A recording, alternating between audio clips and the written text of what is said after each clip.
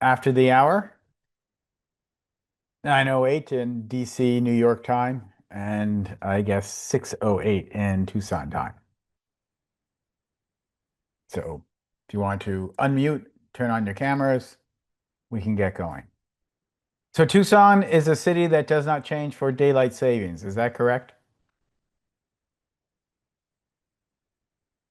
Yes. Yes? Okay. Because I was wondering why it was 3 hours, because that would put me on the California coast, but then suddenly I realized when I went to school in Indiana 40 years ago, that region of the country didn't change for daylight savings either. So it made for some confusion now and then. Um, in the summer, it was Chicago time. In the winter, it was New York time. So we're all here. Okay, very good. We'll start like we usually start. Did anyone have any questions or any observations that sort of just struck you while you were going through this section?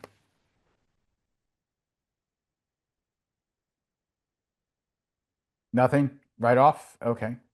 Um, Interesting enough, I got a number of comments and essays regarding humanism in the Gothic modules and I'm not sure if I caused confusion, but a lot of people seem to think that humanism was a movement of the Gothic era rather than the Renaissance era. Does anyone recall thinking that and maybe why you thought that? Did I say something that was misleading or no? Okay. We understand humanism is an essential part of the Renaissance. Now, it started around 1300, at least they were writing about it. It was a issue of the idea that human beings were God's greatest creation, and therefore we shouldn't be ashamed of our humanity and our physical nature. Whereas the medieval mind had drifted from the very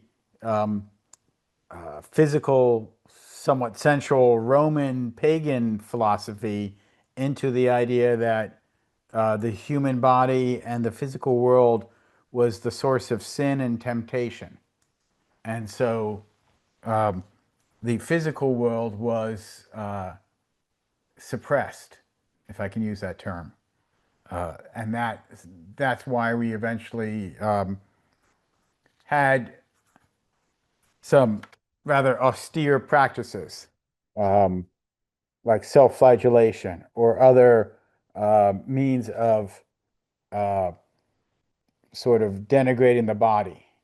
Um, Whereas humanism came along in the Renaissance era in Italy and said, you know, God gave us bodies to enjoy. And that's why suddenly Michelangelo could make David naked, even though the real David would not have been naked. But he wanted David portrayed as a young boy in his purity, and he made him naked. Um, and then, of course, very famously, when he was painting the ceiling of the Sistine Chapel, he painted Adam as naked. And as we saw in the movie clip, Charlton Heston playing Michelangelo, I wanted him as God created him in all his glory, totally naked. They eventually let that go because it was on the ceiling. They figured no one would be looking at it. Later on, when Michelangelo did the Last Judgment, the painting on the wall, the front wall of the Sistine Chapel, he had Christ resurrected as Christ naked. And that was just as controversial, but because it was on the wall, people were looking at the altar. They had someone paint drapery over Jesus's genitals so that no one would be offended. So while they were making great strides in accepting the physical body, they couldn't accept it in all the way. Uh, so, okay, that was that. I just wanted to sort of clear that up because the term, like every other term we use to describe history, was not a term they used at the time. And it seems like the term humanism was something that our 19th century German philosophers came up with and applied to the Renaissance and their study of Roman classicism. So, before I proceed, any other questions? Okay. I have questions from two people who can't attend the class, so I'll go to those now. Nicola Olivas. Um, asks if I could visit any Renaissance building, which one would I visit? Um, I've been to a lot of them as a student. I was fortunate enough to be able to travel around with a backpack or with my class. Um, but I would like to get back to Villa Rotunda, Villa Capra, since it's been so long since I've seen it, and just want to see it again. So that would be the answer to that question. She said I don't have to answer all three, but I've got no other questions coming up, so I will. Um, the question was who might have been influenced by the Renaissance today? And there are actually quite a lot of architects who have been influenced by the Renaissance and they practice today. We're going to cover some of them in the postmodern section in the last module, because one of the reactions to modern architecture, which is coming up eventually, is when modern architecture rejects history, then the reaction to that is to embrace history. So you have architects like Robert Venturi, who began to gesture with a couple of simple pieces, the idea of an arch over a doorway. Now, he wasn't doing it literally, but he started more or less the postmodern movement. And so he would be influenced. And then you have other architects like Robert A.M. Stern, who literally copies older style buildings and will be and has copied neoclassical buildings. And then another architect, less famous, David Shores, has a practice out of DC, and they too mimic almost literally some of those buildings. Let's see if I could, I'll call some up.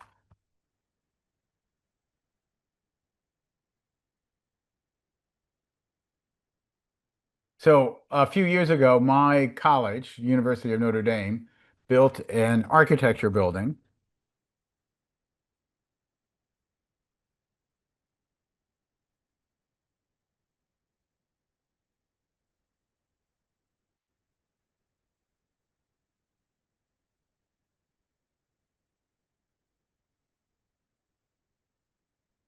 And I'll share my screen.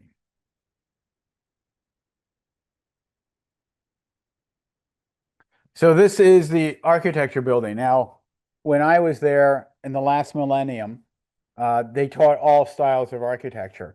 But in the last 25, 30 years, they've emphasized strictly neoclassical architecture, which I think is a mistake. That's like saying I'm going to be a um, philosophy major, but I'm only going to study the Greeks. I'm not going to study modernist philosophy. I'm not going to study German Romantic philosophy. I'm not going to study medieval philosophy. So I think it's a narrower approach. But given that was their decision, when they built a new architecture school, they built it so that it was done in imitation of the neoclassical style. So this is quite literally taken from a Greek temple, whereas this section is a little more like a Romanesque building. This is the other side of the building, so you can see they have the pediment, they have the arches, they have a lighthouse. This campus is not near any body of water. So this is like a real affectation. Um, but they've got other classical elements. That's not a picture of it. This was the old architecture building, which was once the library for the university, and it was already neoclassical. And this on a campus, if you remember, I talked about Gothic, collegiate Gothic in the medieval section, that colleges have adopted the style of Gothic architecture in the United States, Princeton, Notre Dame among them, as a way to imitate the medieval studies. All right, so now I'm in a video on the architecture school, so that's probably propaganda on that. Let's see. What was it? What was the name of the architect who did this again? Let me find that out. More propaganda about the school.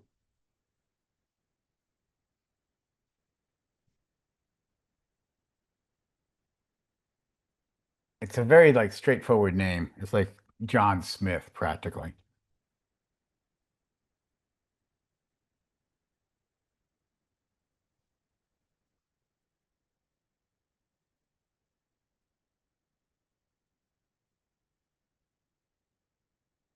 The Bond Halls. John Simpson, name of the architect who did it. Again, a neoclassical architect heavily inspired by that. But otherwise, the campus at Notre Dame is interfering with.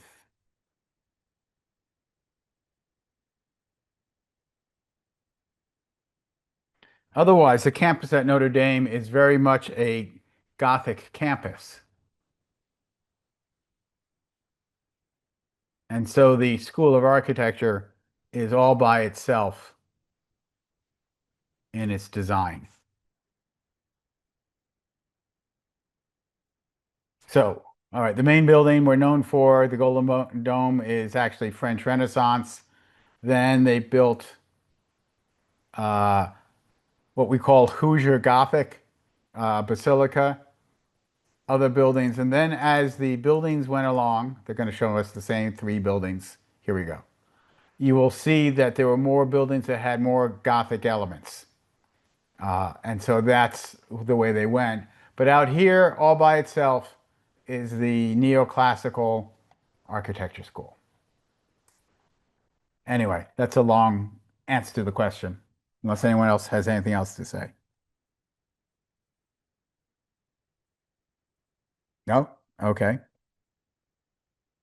Um, yes. Someone question? No?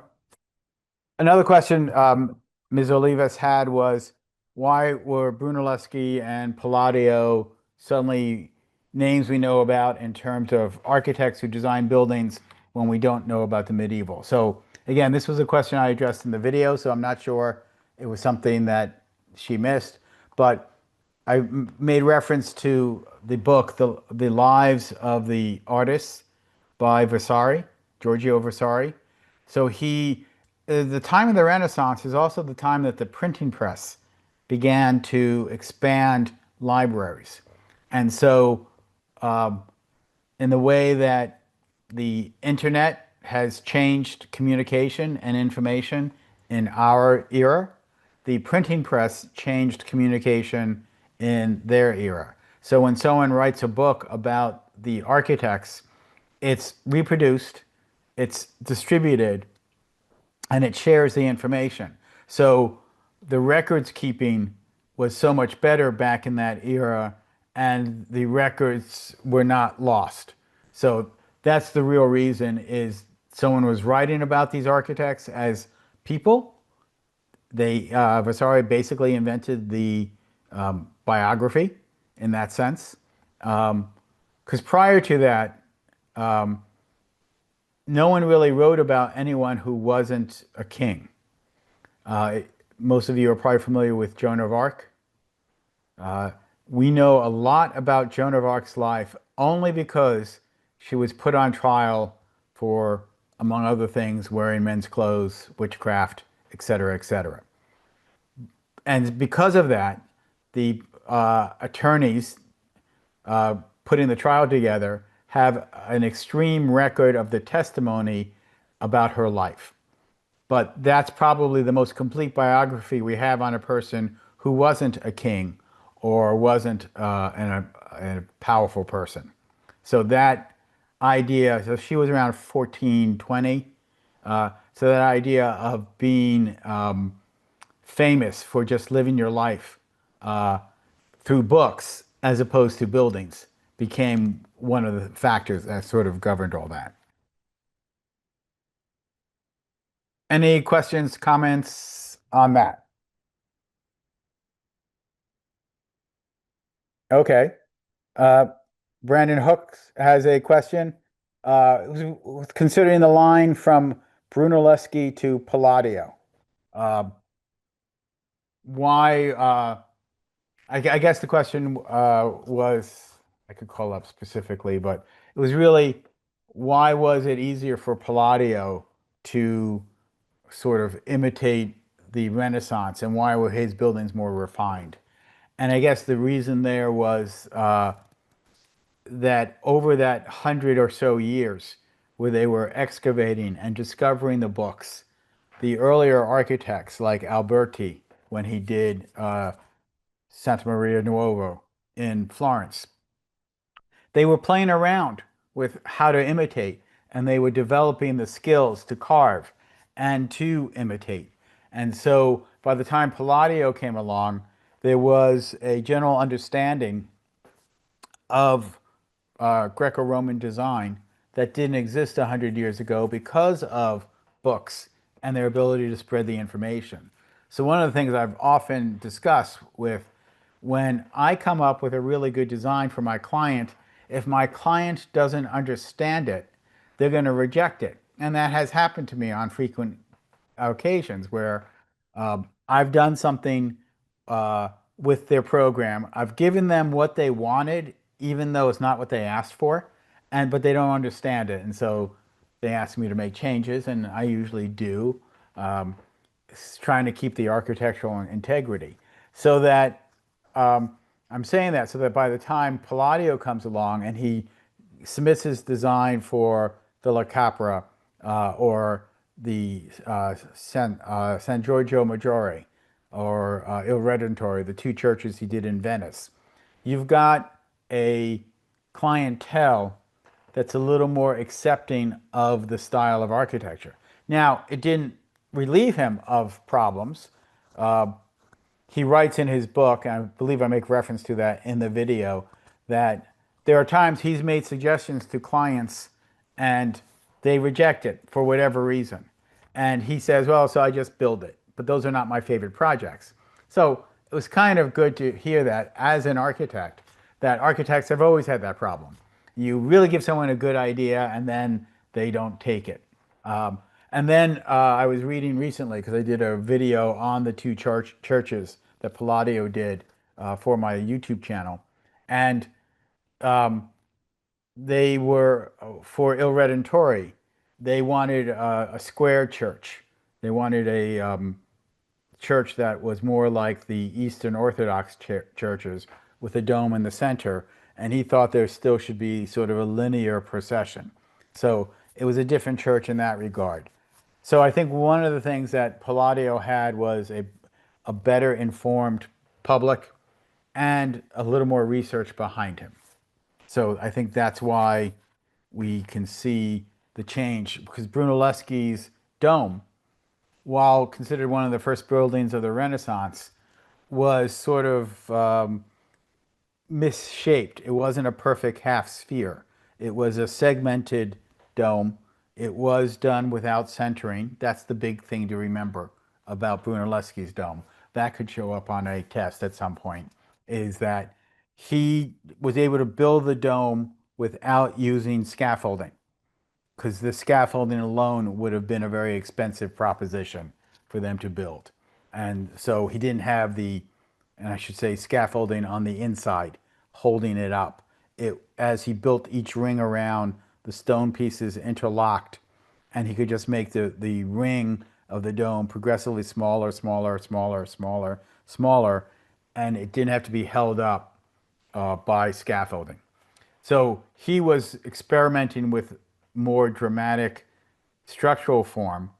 And while the finesse of the dome is not as sophisticated as what you might have seen in later buildings, particularly by Palladio, uh, it still shows the expansion of the idea of Greco-Roman influence that got more and more refined throughout the rest of the Renaissance. Any questions?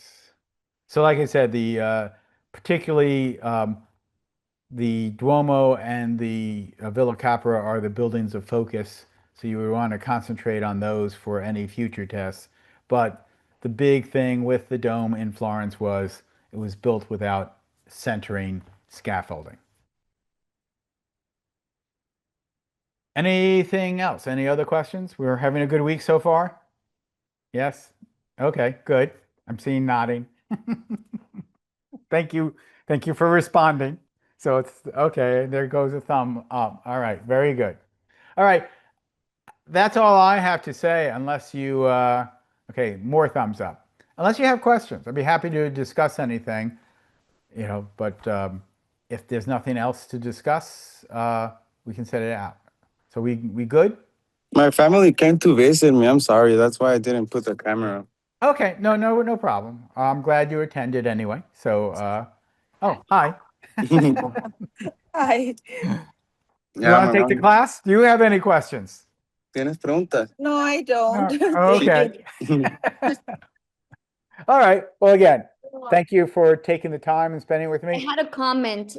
Okay, The, sure. the dean came down here to Tucson. Hold on, let me see if I have my son on the TV while I take this class, but he came Sure. down to Tucson and I didn't know we had we could study in Rome and we could take some classes because there's some professors that go out there. And I was like, if I would have known this, it would have been amazing to take architecture and culture in Rome. Like you can study abroad for a semester and this semester Sure. got this.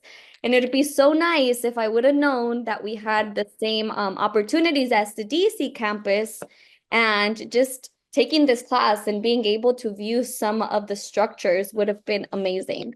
So I didn't know that up until the semester and we're already halfway. Yeah. So, No way, really?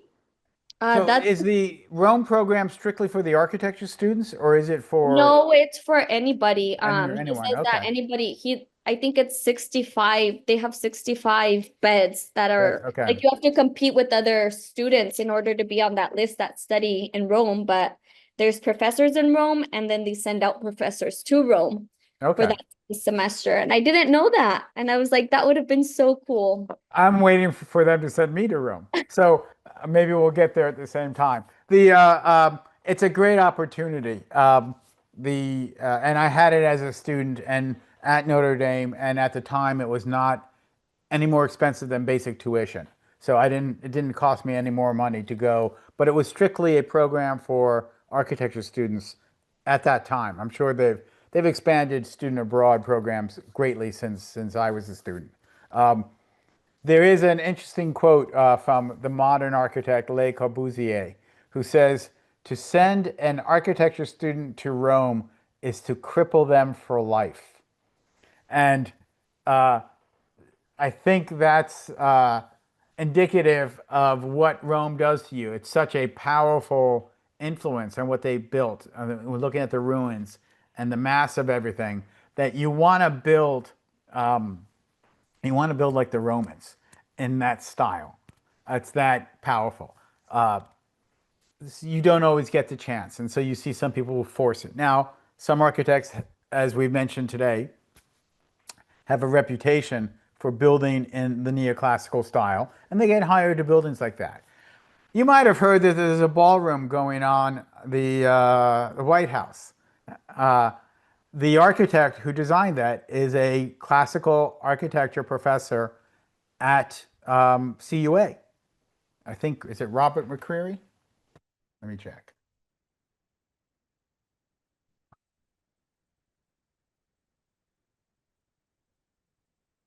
So there's a new example I should have thought up right away. Let's see. James McCreary. Okay, so he's known for classical design. He's been teaching at CUA, I think, for about 6 years. And so he is doing the design.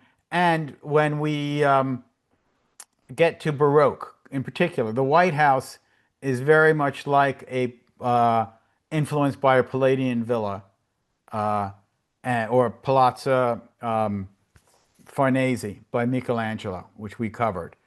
So it's sort of like Palazzo Farnese done with a Greek pediment on the front. Very Renaissance influence. And then it has the two low wings that separate it from the west wing and the east wing. And the east wing is where they're doing the demolition and where they're going to put the ballroom. So architecturally, there's really no problem with what's going on. I know a lot of people are making a big deal about it. But there's a very good example of how Renaissance architecture is still relevant today. And Renaissance architecture is the rebirth of Greco-Roman architecture. So there we have it, class in the news. Thank you for bringing that up, Melissa. Anyone, any other questions? Okay. So the dean that visited was the dean of the professional school or the dean of the architecture school? Professional. Okay. Okay.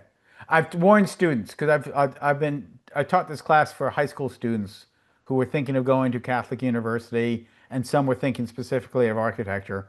And I've warned them that no one in the architecture department at Catholic University knows who I am. Okay? I'm in the professional school. I'm an architect teaching a humanities program. At one point, the dean of the architecture school contacted me and said, "Well, who are you?"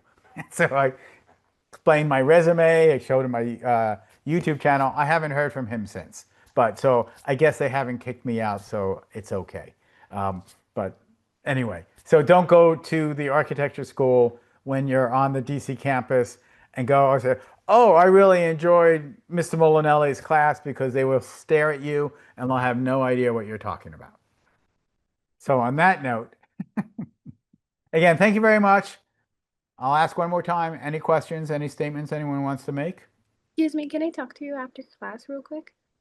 Sure. Do you want to, well, we can just hold on. Maybe as everyone else leaves, we'll just talk. How about that? Is that okay? Yeah.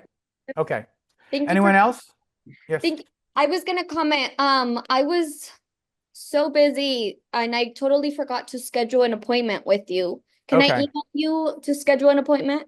Yes, that's still Okay. possible. I've stopped Okay. reminding people, but yes, we can still do that. So best thing to do, I have tomorrow during the day is actually quite open, but best thing to do is send me an email with 1 or 2 slots or 3 slots where you have a good time. My schedule kind of changes, and then I'll find one of those slots that works, and I'll send you a private Zoom evite. Okay, we can Sounds have good. that consultation. Thank you. Okay, that's it then. Ms. Vargas Soto will hang on. Otherwise, I'll say good night to everyone else.